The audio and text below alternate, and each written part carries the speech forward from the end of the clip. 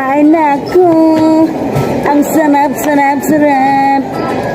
So dito guys, nakakain lang kami. Pagkakagaya niya, may silent ako. Kailangan ko din siyempre kumain, nagpalakas, di ba? Hindi naman pwedeng puro trabaho lang tayo. Kain-kain din kapag ang gusto. Kasi guys, tayo kumukuha ng energy sa kinakain natin. Kaya huwag natin pipirin yung sarili natin. Kaya naman natin bumili ng pagkain, di ba? Nang masarap, di ba? Kung anong gusto mo guys, kainin mo lang. Huwag mo silang papansinin. Kung tataba ka, tumaba ka.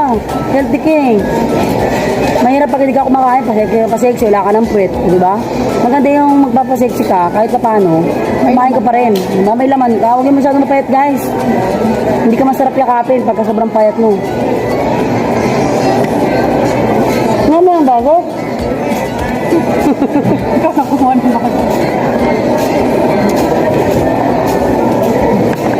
Tikman mo to. Tikman mo din na, pati hindi naman tayo ba?